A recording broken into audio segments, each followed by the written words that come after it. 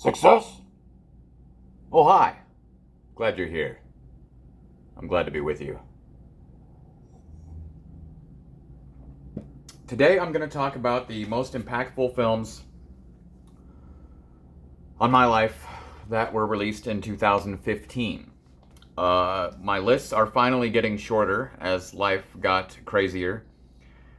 And having a child, I don't get out much to the movies anymore. Well, I mean, I do now because I'm a manager at a movie theater and I can watch any movie anytime, even early.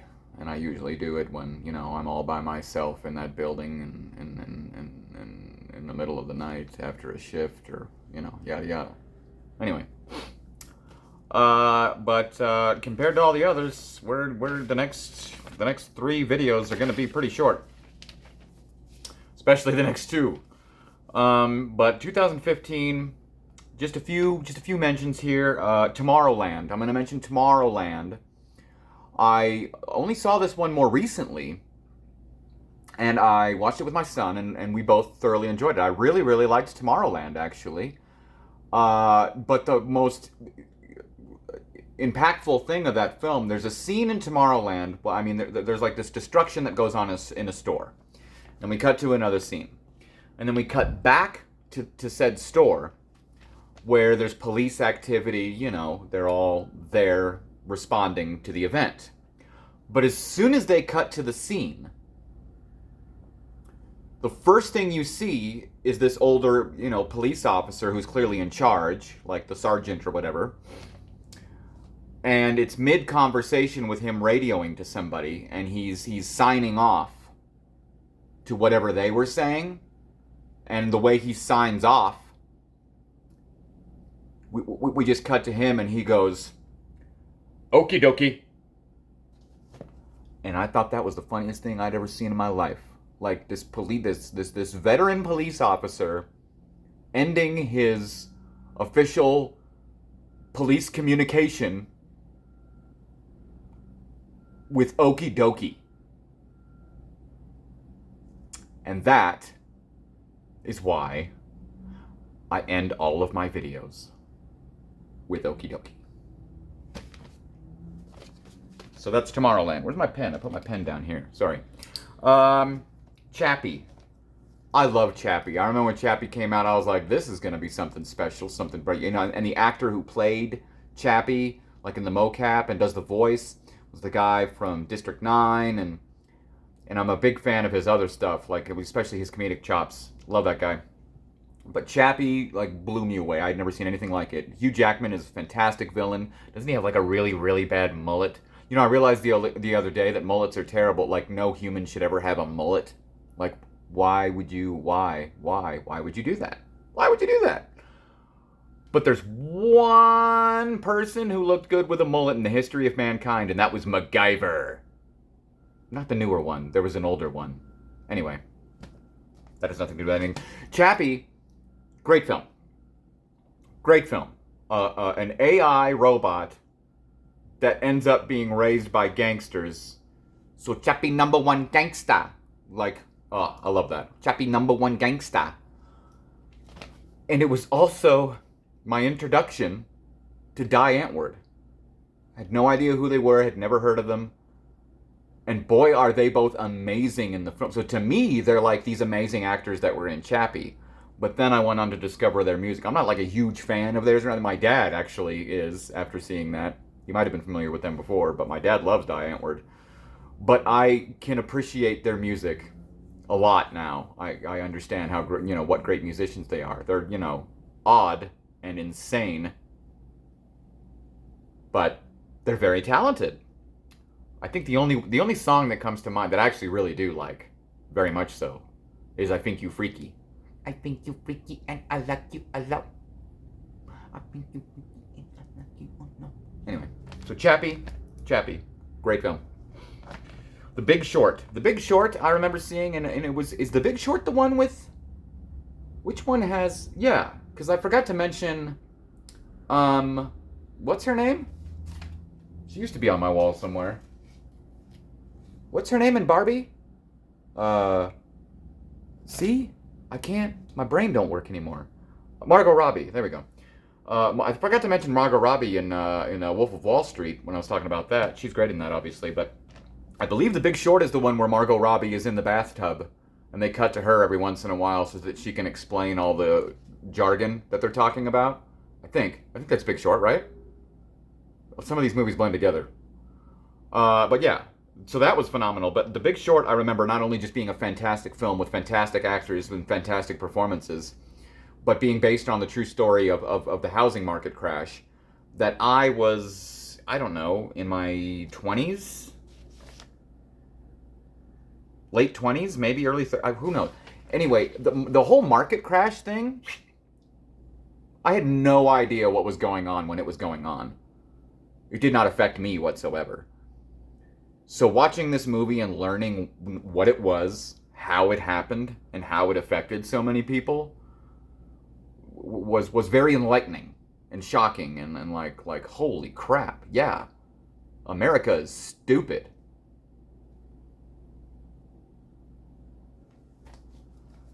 Big Short, great film. Knock Knock, Keanu. Keanu Reeves in an amazing film. Hopefully you were responding there, because that was a joke, but it wasn't really a joke. That was just me trying to be cheeky, and that was really stupid. But Knock Knock is an Eli Roth film, apparently.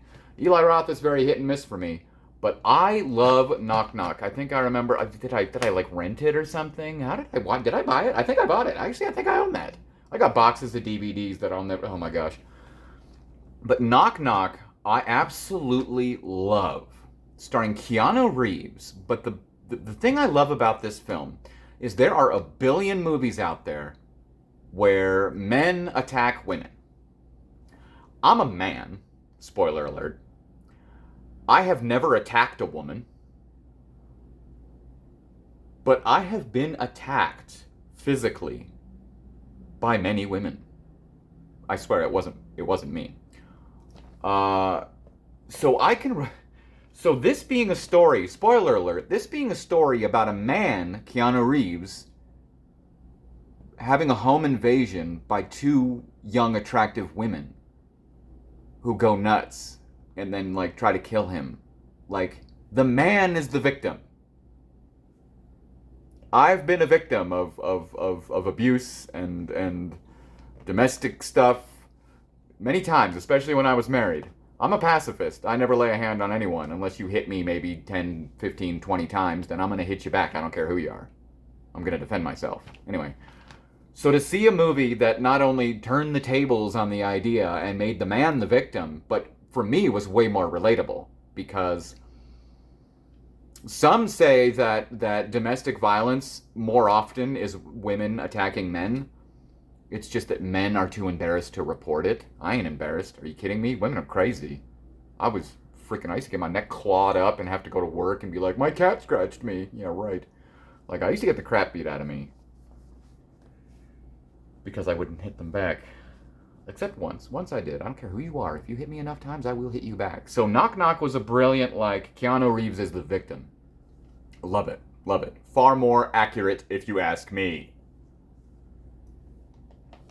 Hateful Eight. Hateful Eight. Quentin Tarantino. I think Hateful Eight is like my second favorite Tarantino film. I have like two separate lists of like my favorite Tarantino films and what I think are his best films. But Hateful Eight is probably number two on both of those lists. Hateful Eight is such a freaking masterpiece. I could go on and on about how and why, but it's Quentin freaking Tarantino, and you know darn well why Hateful Eight is amazing. Of course, there was the famous script leak. And then he was like, you know what, I'm not going to make this movie since my script was leaked. And then eventually everybody was like, no, we want to see this movie. We don't care if we've read the script. And there's plenty of people like me who had no idea. And he's like, all right, fine. So we made it, and it's amazing. It's a masterpiece. That cast, oh my gosh. And the dialogue and everything about it. That movie makes me want a horse laugh. And that was kind of my introduction to who was the lady in that? What's her name? I'm not gonna remember her name, but the main lady that he's got prisoner, she's amazing, and I've since seen her in plenty of stuff. But at the time, she was unrecognizable to me. Absolutely fantastic film. Absolutely fantastic twists. Great Tarantino cameo with him being the narrator. Someone poisoned the coffee.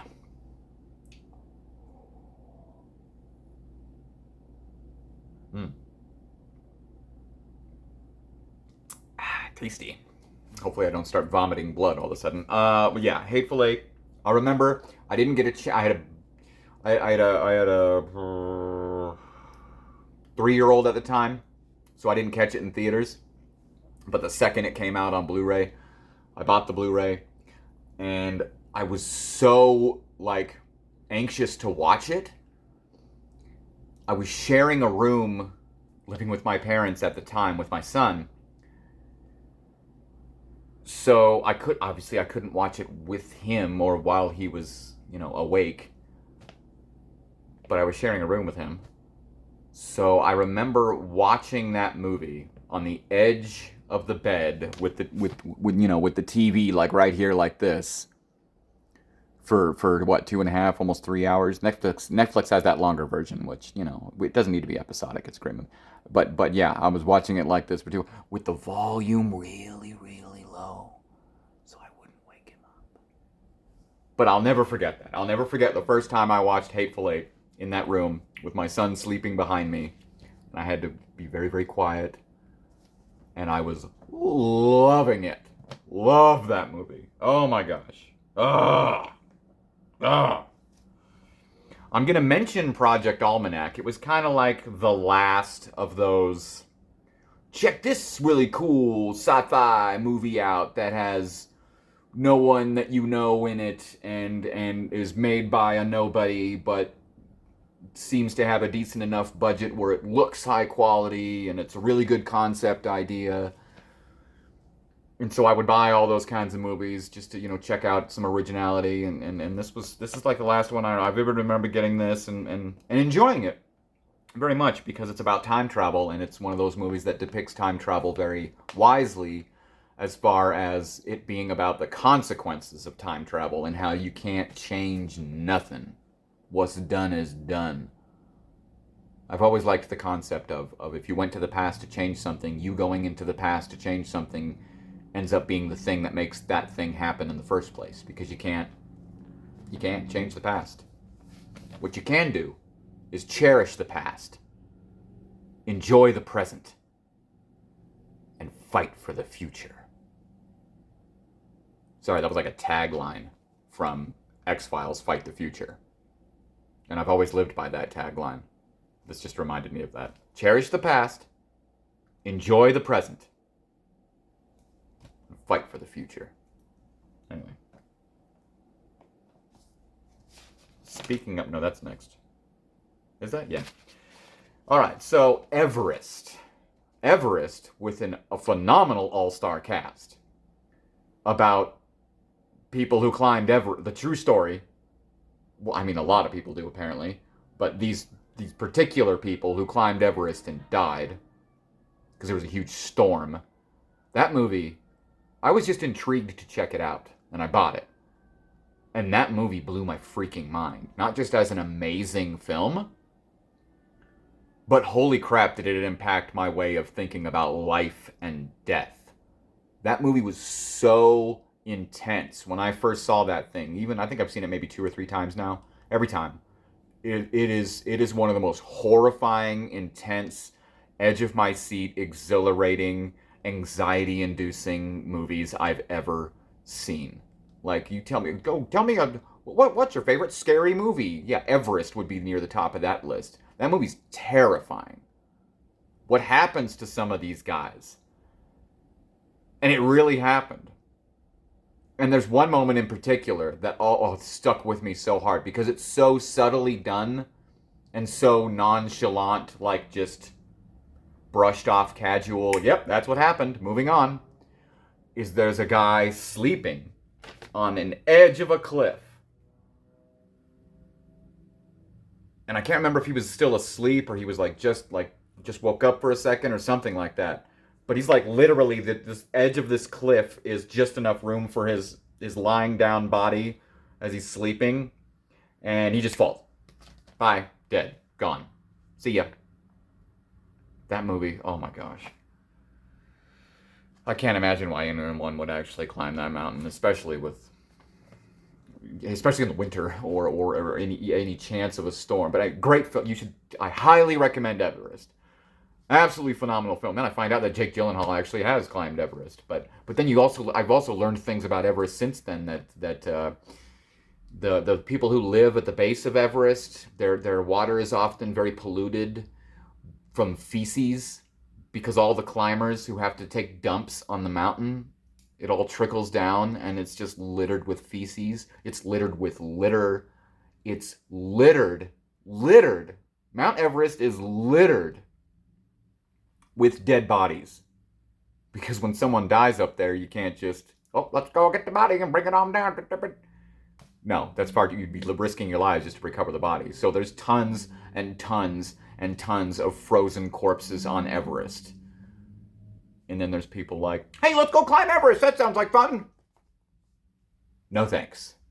I've climbed one mountain. It was a teeny tiny mountain. Well, I mean, I've been on top of Pikes Peak, but I didn't climb it. But there's one mountain in that mountain range that I actually did climb. Good time.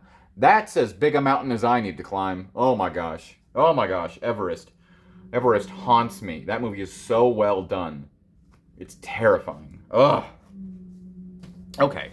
Last, we've come to the most impactful film of 2015, which should be no surprise to anyone, knowing me. Star Wars. Episode 7, The Force Awakens. I'll never forget. I've told the story. I remember when it was the year my son was born, in 2012, that October. I think it was the day before Halloween. And my boss goes, you hear about Lucas selling Star Wars to Disney? And I was like, whatever, you're so full of crap. But he was like one of the first like Twitter users. So he was using Twitter, and that's how he would get his news while he was sitting in the office. So he heard the news before I did. He tells me, and I'm like, you're full of it. And then I come to discover, no, it's true. George Lucas sold Star Wars to Disney. But the part with that was even more believable. He's like, yeah, and Disney's going to make a new trilogy. I'm like, yeah, right. And as soon as I found the news out, I was like, nope, no thanks. Not for me. Disney took Star Wars from George Lucas, and they're going to make a trilogy? A sequel trilogy? Heck no. I spent my entire life trying to tell people that there's no such thing as a sequel trilogy. There is no 7, 8, and 9. When the prequels came out and I was in middle school, they were like, oh, what about the 7, 8, and 9? I'm like, no, that doesn't exist. There's never, ever, ever, ever, ever gonna be a 7, 8, and 9. And now I look like a fool. So if anybody out there went to middle school with me and remembers me telling them there would never be a sequel trilogy, my bad. I didn't know George Lucas was gonna sell freaking Star Wars for $4 billion. Was it 7? 4? 4? Whatever it was. Anyway. So I was like, nope. F that. Not interested. And then they released the cast list. And I was like, sign me up. For 2 reasons. One, Andy Serkis. And I was like, sweet. I hope he's playing a bad guy. And then Adam Driver. And at the time, I had discovered Adam Driver already. I was a huge fan of the show Girls. And Adam Driver is amazing in that show. I mean, he's amazing in everything now. But back then, that was all I had to go off of was Girls. And Adam Driver is absolutely phenomenal in that show. Especially when it's your introduction to Adam Driver. I'm very fortunate. Like now, he's just a household name to everybody. And most people were introduced to him through Star Wars. But for me, it was Girls. And if that's the first time you've ever seen Adam Driver is that show. If you've seen the show, then you know. Great show. You should check it out. But you'll see Adam Driver, imagine that being my introduction. He's insane in that show and so good. So I was like, all right, I'll give it a chance. And then immediately I became a part of the hype train when they were releasing trailer. I'll never forget seeing the first trailer. I happened to be in the washroom at the time when the trailer dropped, the very first one. And I pressed play. And you have that voiceover by Snoke. There has been an awakening, the dark side and the light. Or no, there has been an awakening. Anyway, no, they show the desert, and then, ow, mother, father. I think I just broke my neck. I'm gonna be old in a couple of weeks, and it sucks. But anyway, you got the desert, and then bam, you get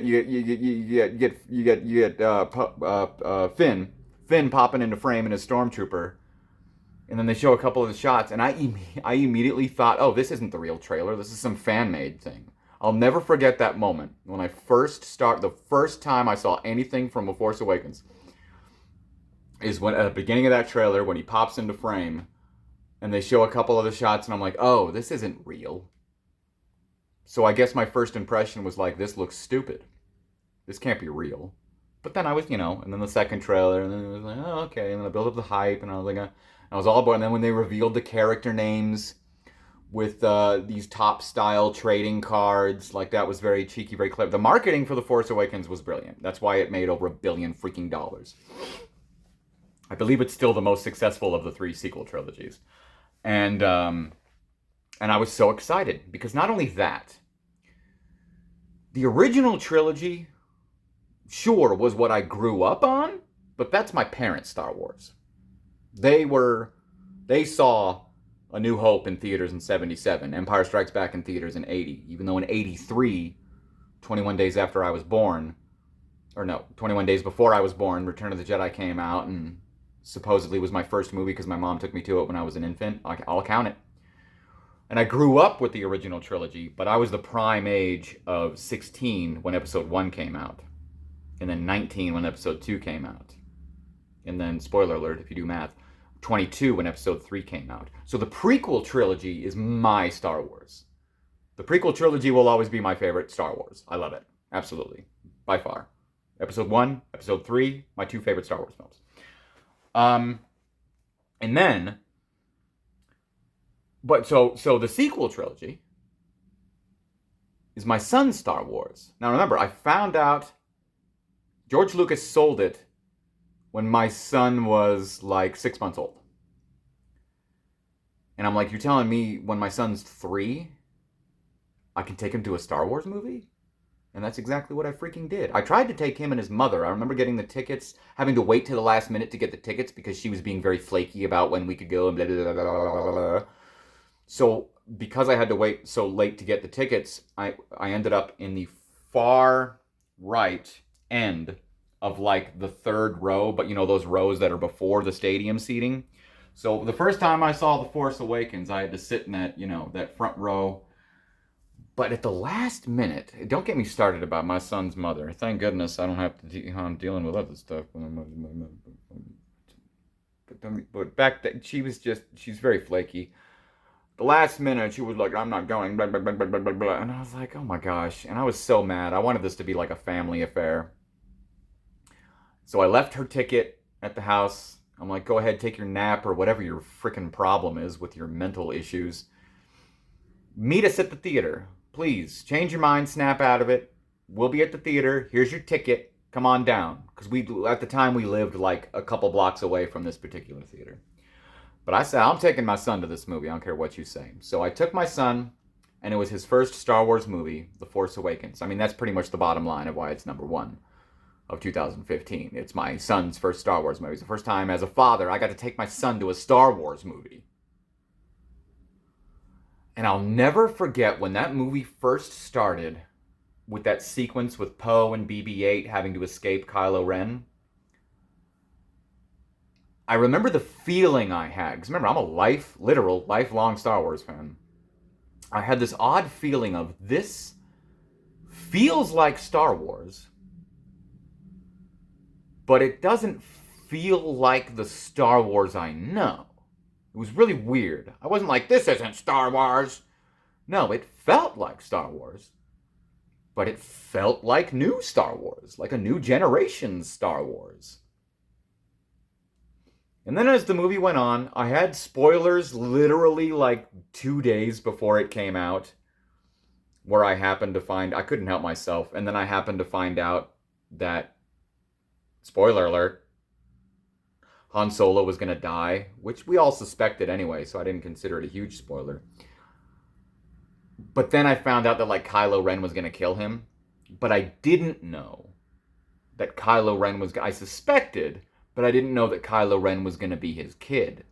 So that was kind of the big shocker, was that Han Solo doesn't just die, and Han Solo doesn't just die at the hands of Kylo Ren. He's killed by his son.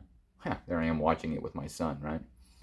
hopefully our relationship doesn't evolve that much when he gets older. But when I left the movie, I remember complaining about it. I didn't connect the whole, this is a remake of A New Hope at the time. Sure, eventually I kind of put that together, but well, after I first saw it, I was like, I don't know, the way they took out Han, blah, blah, blah, this and that, and this, and I just remember nitpicking it quite a bit and being like, it was okay. I didn't hate it, and I didn't love it, and I was just like, meh. But then I saw it again, and again, and again, and again. And I was like, you know what? I actually really like this. I love the characters, I love the actors, and to this day, of all 9, well, plus Solo and Rogue One, and even a Clone Wars movie, out of all 10 Star Wars films that I've seen in theaters, that scene on that bridge with Kylo and Han is probably the greatest scene in Star Wars, period. I could watch that scene over and over. That scene alone makes me really love this movie. And I was a big, I was so into Snoke. I wanted to know everything about Snoke. I was so hyped for all these Snoke reveals for The Last Jedi. We'll get there. But that scene, I know what I have to do. I just don't know if I have the strength to do it. And Kylo was talking about, I know I gotta kill you, but I don't think I have the strength. And there's that moment when Leia tells Han, bring back our son. And right when she says that, there's this look, and it's great. It's great acting. There's this look in his face where internally you can see that he knows what that means. He probably wouldn't have set foot near Ben Solo if she hadn't have said that. But because she said that, and because it's Leia, and because he loves her, he's going to do what she asks. And he's like, oh, dang it. I'm going to die. He knew that if he tried to bring back his son was going to kill him. He knew that. And the other reason why I was able to connect with Kylo Ren so much, not just being Adam Driver, is the fact that I love the brilliant take of, some people complain about it, that he's a whiny teenager who's just mad. And it's like, yeah, I remember being a teenager and acting like that and being like that. I just love seeing myself at a younger age depicted in that way. Like, all we want is just, I'm so mad, I hate the world. Great. And then on top of that, we're so used to bad people being tempted to be good in Star Wars, like Darth Vader. Well, that's a different thing. Darth Vader is just Palpatine's little tool. Anyway. But to see Kylo Ren as a character who was good, and like when he's talking to the helmet, I feel it again, the call to the light. Like, he's being driven. He feels inside he wants to do the right thing. He wants to be good. Well, he doesn't want to be. He knows he needs. It's so complex. He wants to be evil. He wants to be this Sith and kill everyone. But deep down, he's not. So he's having to shove down the good and force himself to be bad. No pun intended. So in that moment, he knows, if I kill my dad, then I'll be bad and there's no coming back. And I do think in that moment he was about to give away the lightsaber, but that's why they show in that moment the sun being sucked out or whatever it is, and everything turns dark. And then right then and there, you can see it in his eyes. That's what triggers him. And then that's when he grabs the lightsaber and goes, hold on a second. I think he was about to give it to his dad, and his dad might have convinced him, but then he's reminded, no, I want to be bad. I want to be dark. So he kills him and says, thank you. I love that moment so much, just for that alone. So I got to take my son to see Star Wars Episode 7, The Force Awakens in 2015 when he was 3 years old. And it changed both of our lives. And there was more to come. There was more Star Wars to come. Okie dokie.